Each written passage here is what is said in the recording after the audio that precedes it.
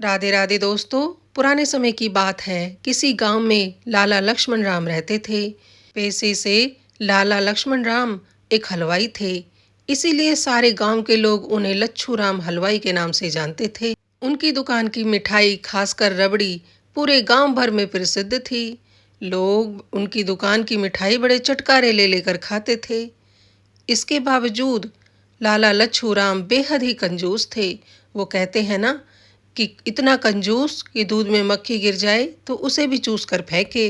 कुछ इस तरह के ही कंजूस थे लाला लच्छू राम। पूरे दिन अपनी दुकान में कमाई करने के बाद शाम को अपनी कमाई का हिसाब करके लाला लच्छू राम अपने घर लौटते।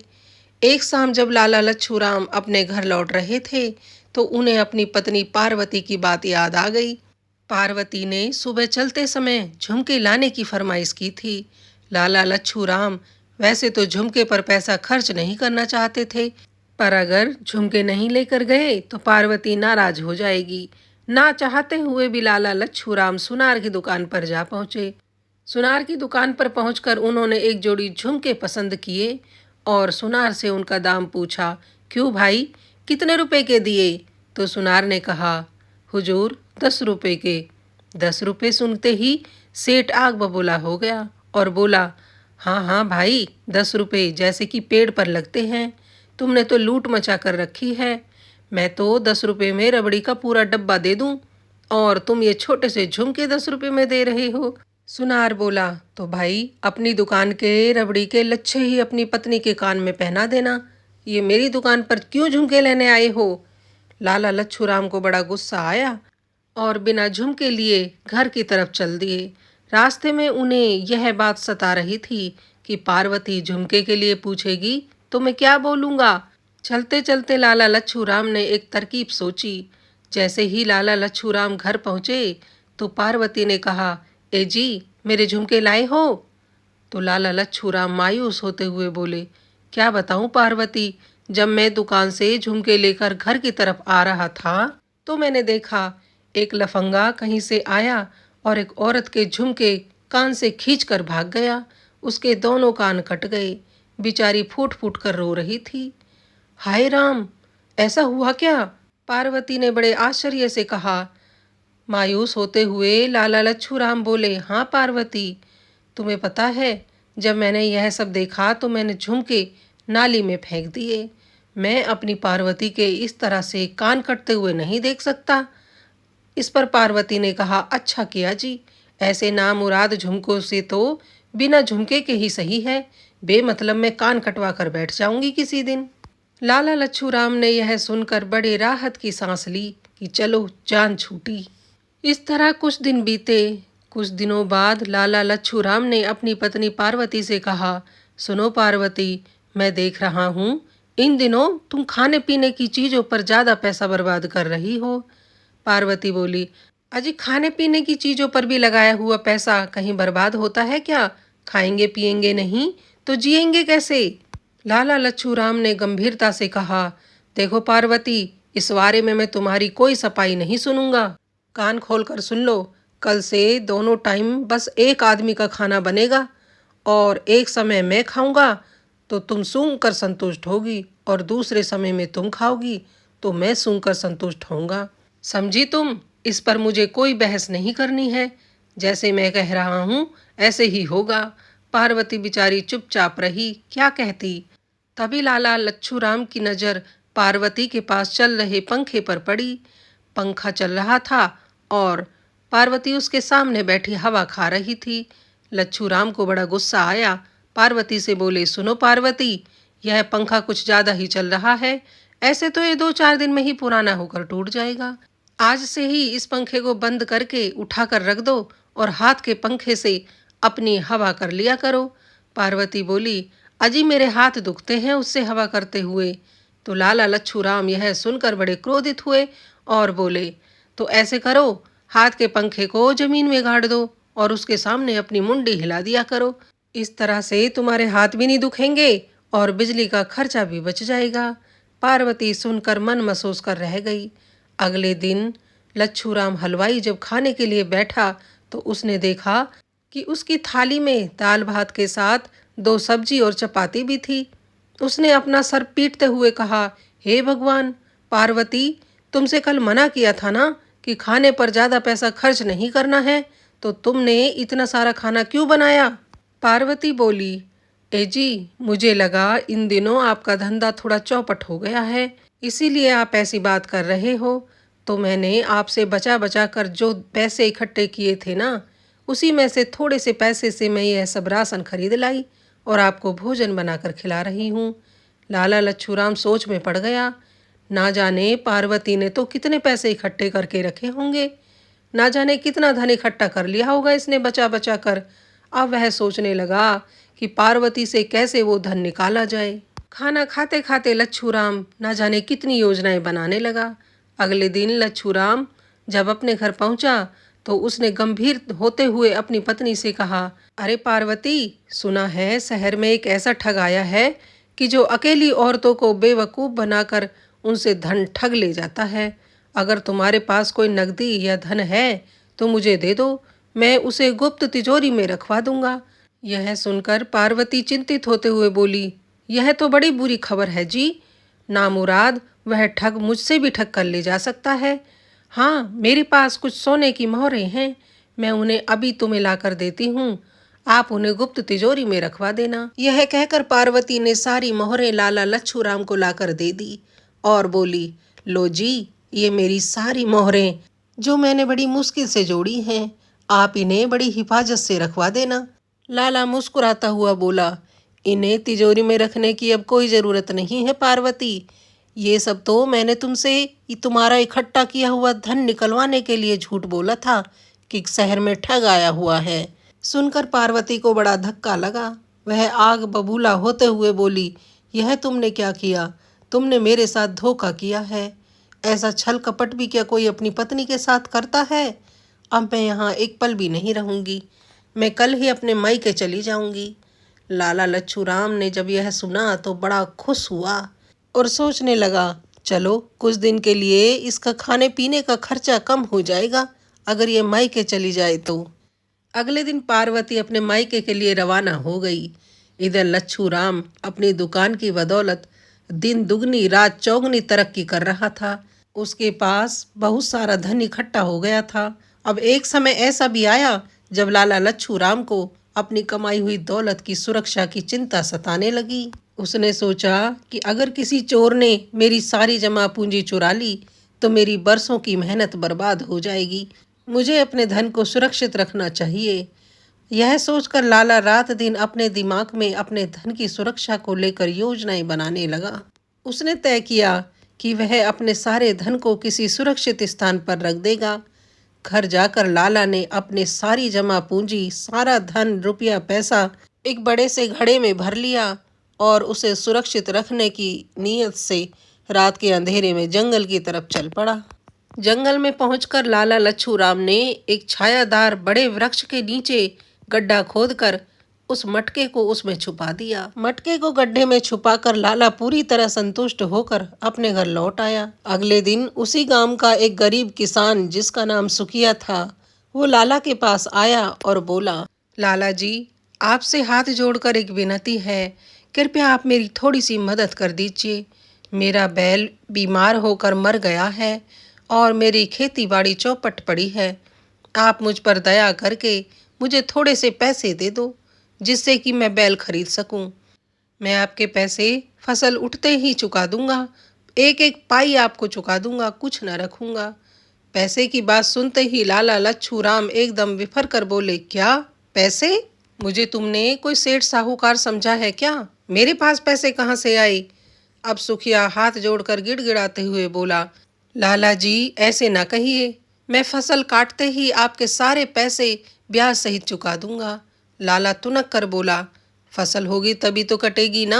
और जाओ जाओ भाई, मेरे पास एक फूटी कौड़ी भी नहीं है, कहीं और देखो। अब सुखिया लाला के पैर पकड़कर रोते गिड़गिड़ाते हुए बोला, ऐसे न कीजिए मालिक, मेरे बीवी बच्चे भूखों मर जाएंगे, मेरी कुछ तो मदद कीजिए। इस पर लाला ने कहा, अजीब वाह, बड़ी अजीब बात है, दुनिया भर के बीवी बच्चों का मैंने ठेका ले रखा है क्या? चलो जाओ यहाँ से, एक फूटी कौड़ी ना मिलेगी। सुखिया बेचारा रोता गिड़गिड़ाता वहां से चला गया। उसी रात लाला को सपना आया कि उसका जमीन में गड़ा हुआ धन सुखिया निकाल रहा है। सपना इतना जीवंत था कि लाला उठकर बैठ गया और पसीने से लथपथ लाला बोला, उफ, कितना डरावना सपना था। लगता है मेरा धन वहां भी सुरक्षित नहीं है। मुझे अपने धन को कहीं और रखना चाहिए। धन की चिंता ने लाला को इस कदर परेशान करके रख दिया कि लाला तभी रात को उठकर जंगल की तरफ चल दिया। छायादार पेड़ के नीचे जहां उसने वह धन छुपाया था, गड्ढा खोद कर देखा तो उसका धन सुरक्षित रखा हुआ था। लाला ने चैन की सांस ली और गड्ढे से मटका निकालकर घर की तरफ चल दिया। चलते चलते वो सोच रहा था कि अब इस धन को मैं कहाँ छुपाऊं? क्या अपनी चरपाई के नीचे गड्ढा खोदकर उसमें इसे छुपा दूं? हाँ, यही सही रहेगा। इस तरह से ये हमेशा मेरी नजरों के सामने रहेगा। यह सब सोचते हुए लाला लच्छूराम अपने घर की तरफ चला जा रहा था। तभी रास्ते में उसे जाते हुए एक चोर ने देखा। चोर ने सोचा यह भी मेरी तरह ही कोई चोर होगा और अपना चुराया हुआ धन छुपा कर ले जा रहा है। चोर भी यह सोचकर उसके पीछे पीछे लग गया। चोर सोच रहा था कि मुझे इस आदमी का रहस्य पता लगाना चाहिए कि यह छुपा कर क्या ले जा रहा है। अगर यह चोरी का धन हुआ तो मैं इससे चुराने की कोशिश करूंगा। ऐसा सोचते हुए चोर लाला के पीछे पीछे चल दिया। घर पहुंचकर लाला ने चरपाई के नीचे एक बड़ा सा गड्ढा खोदा और उस मटके को उसमें छुपा दिया। गड्ढा अच्छी तरह से बंद करके उसके ऊपर चटाई बिछा दी। चोर लाला को यह सब करते हुए खिड़की से देख रहा था। चोर अब समझ गया था कि यह जरूर कोई कंजूस सेठ है और अपना धन छुपा कर रख रहा है। चोर अपने मन ही मन में सोचने लगा कि अगर यह घड़ा मैं चुरा लूं तो मुझे 1 साल तक चोरी नहीं करनी पड़ेगी। अब चोर अपने मन में नई नई योजनाएं बनाने लगा। तभी उसे एक तरकीब सूझी। अगले ही दिन चोर एक साधु का भेष बनाकर लाला लच्छूराम के पास जा पहुंचा और हाथ जोड़कर लाला से बोला, बाबा को कोई भिक्षा मिलेगी बच्चा? मैं बहुत भूखा हूँ।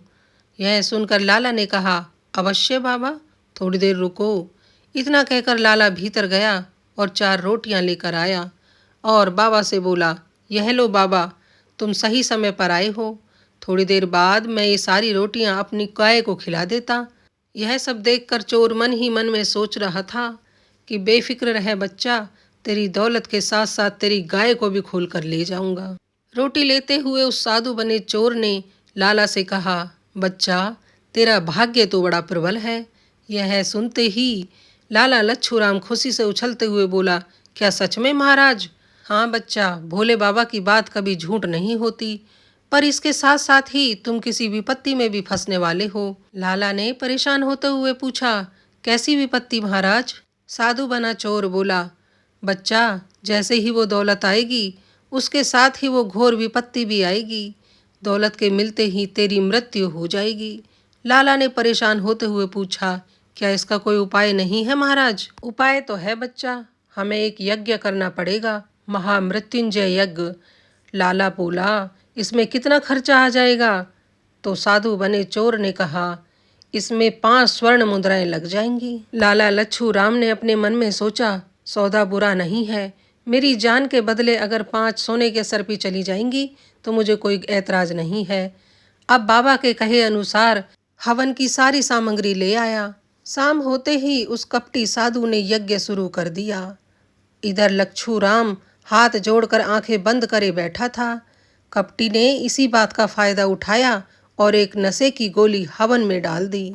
जैसे ही उसका विषैला धुआं कमरे में फैलने लगा, साधु ने अपने मुंह पर तो कपड़ा बांध लिया, पर लाला लच्छूराम उस विषैले धुएं की दुर्गंध से बेहोश हो गए। अब चोर का रास्ता बिल्कुल साफ था। इसी बात का फायदा उठाकर चोर दूसरे कमरे में गया और उसकी कुंडी खोलकर जो धन लाला ने छुपाया हुआ था जमीन के नीचे, वो उस चोर ने खोद कर निकाल लिया। बाहर आकर उस चोर ने लाला की गायों को भी खोल लिया और अपने साथ ले गया।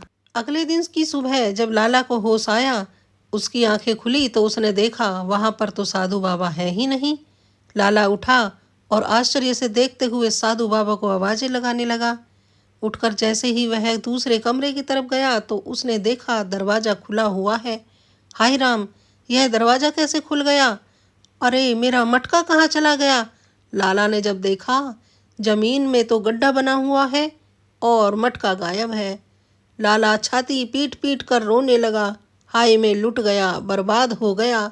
उसकी चीख पुकार सुनकर पड़ोसी भी जमा हो गए। पड़ोसियों ने देखा कि लाला तो बेहोश हुए जमीन पर पड़े हैं। लगता है लाला को सदमा लगा है। यह खबर उनकी पत्नी के मायके भी पहुंचाई गई। अपने पति की ऐसी हालत सुनकर उनकी पत्नी पार्वती घर लौट आई। उसने देखा कि गांव वालों ने वैद्य जी को बुला लिया है और उसके पति का उपचार चल रहा है। पार्वती ने आते ही कहा, हाय यह मेरे पति को क्या हो गया? तो वैद्य जी बोले, घबराओ नहीं, मैंने इन्हें एक औषधि दी है, उससे इन्हें अभी थोड़ी देर में ही होश आ जाएगा। थोड़े ही देर बाद लाला को होश तो आया, पर लाला की तो हालत अजीब सी हो गई थी। लाला ना किसी से बोले न बक्कारे, बस एकदम सुन्न पड़ गया था। वह आंखें फाड़कर चारों तरफ देख रहा था।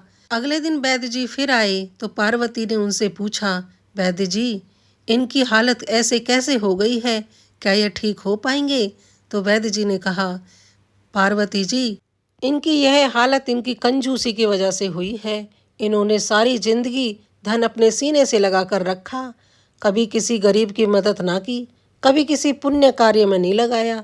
अगर ये ऐसा करते तो इन्हें बड़ा पुण्य मिलता, पर देखो धन इकट्ठा किया और आज उसे चोर चुरा कर ले गए और इनकी यह हालत हो गई। सुनकर पार्वती बोली, वैद्य जी यह तो मैं भी जानती हूँ, पर अब क्या किया जाए? क्या इन्हें ठीक करने का कोई और उपाय नहीं है? तो वैद्य बोले, पार्वती जी इन्हें इलाज के लिए शहर ले जाना पड़ेगा, जिसमें भारी खर्चा आ सकता है। पार्वती बोली, वैद्य जी शहर में इलाज करने पर कितना खर्चा आ सकता है? वैद्य जी बोले, पार्वती जी शहर में इलाज करवाने पर पूरे 500 रुपये का खर्चा आ सकता है। अब पार्वती ने फिर पूछा, और वैद्य जी किसी आदमी के अंतिम संस्कार पर कितना खर्चा होगा? तो वैद्य जी ने आश्चर्य से आंखें बड़ी करते हुए जवाब दिया, यही कोई 100-125 रुपये। पार्वती आगे बोली, तो फिर हमें इनके अंतिम संस्कार की ही तैयारी करनी चाहिए, क्योंकि इनका धन तो चोर चुरा कर ले गया और जो मैंने थोड़ा बहुत धन इनसे बचा बचा कर जोड़ा है उसे ही अपनी बीमारी पर कदापि खर्च न करने देंगे। इससे तो अच्छा है कि अब हमें इनके अंतिम संस्कार की ही तैयारी करनी चाहिए। वैद्य जी कुछ बोलना चाह रहे थे, पर पार्वती के हाथ के संकेत को समझकर वो चुप हो गए। थोड़ी देर बाद वैद्य जी बोले, पार्वती जी आप सही कह रही हैं, यही सही रहेगा, पर क्या अंतिम यात्रा के लिए आपने इनके सिरहाने पर कुछ रुपए रखे हैं? पार्वती बोली, अभी तो नहीं रखे, पर आप कह रहे हैं तो रख देती हूँ। इतना कहकर पार्वती ने कुछ रुपए लाला के सिरहाने रख दिए और छाती पीट पीट कर रोने लगी। हे भगवान, अगर इन्हें कुछ हो गया तो मैं किसके सहारे जीऊंगी? पर अब क्या हो सकता है, ये तो ठीक होंगे नहीं, सो अब हमें इनका अंतिम संस्कार ही करना पड़ेगा। होश में आने के बाद लाला की आत्मा उसे धिक्कारने लगी कि हे कंजूस, तूने जिंदगी भर इतना रुपया पैसा इकट्ठा किया, कभी किसी की मदद ना की, जरूरतमंद तेरे दरवाजे से हमेशा खाली हाथ लौटते रहे, क्या फायदा ऐसी दौलत का?